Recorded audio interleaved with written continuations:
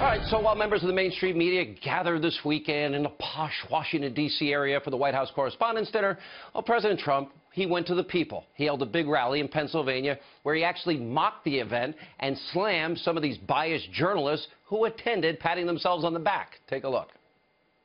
A large group of Hollywood actors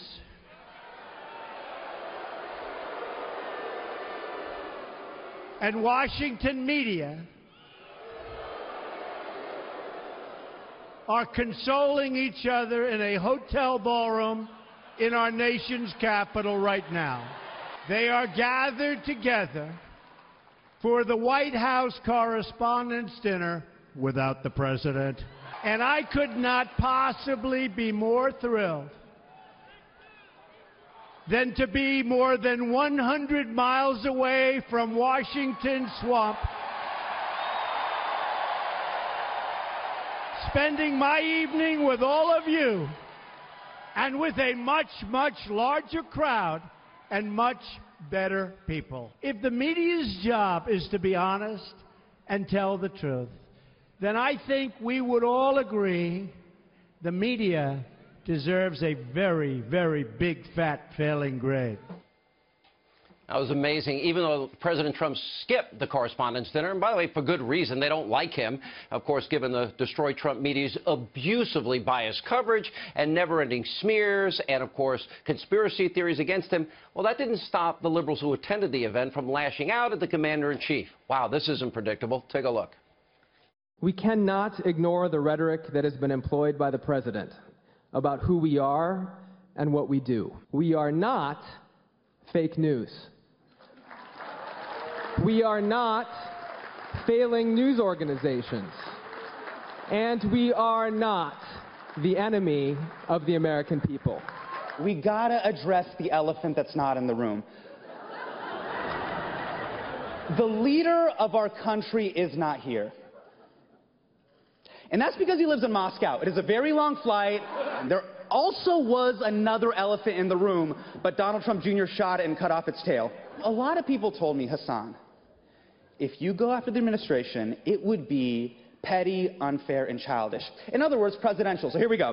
I get why Donald Trump didn't want to be roasted tonight. By the looks of him, he's been roasting nonstop for the past 70 years. Wow, how nice of them. Now, the smears and the so-called jokes about President Trump, well, it didn't just happen at the event. The Destroy Trump media also went after the president for holding a rally with the people and skipping this ever-prestigious White House Correspondents' Dinner. Really? He's supposed to go hang out with all of you, the elitists? Watch this. Donald Trump couldn't take the heat, so he got out of the kitchen. He avoided getting roasted at the White House Correspondents' Dinner last night. I am in Washington, D.C., because last night I attended the annual White House Correspondents' Dinner. And, of course, as you know, the head of that White House was not there. This was the most divisive speech I've ever heard from a sitting American president. He needs this affirmation from his base, because he's a moral midget and he is a deeply insecure person. I think attitude is what people feel about this guy. He's still screwing us. He's still saying, the hell with you guys. Yeah. And he's still saying things that we know isn't true. Now, aren't these just perfect examples of what I've been pointing out to you, just how biased this Destroy Trump media really is? Now, the mainstream media utterly despises President Trump. It's dripping from every word they say. They can't stand him. And in the end, they would rather throw him out of office.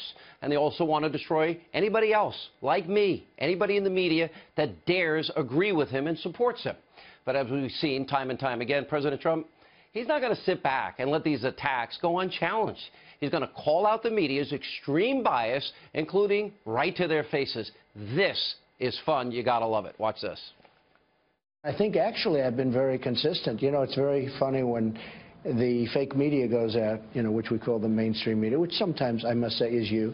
But when the me personally, or your show, I love your show. I call it Deface the Nation. But, you know, your show is sometimes not exactly correct.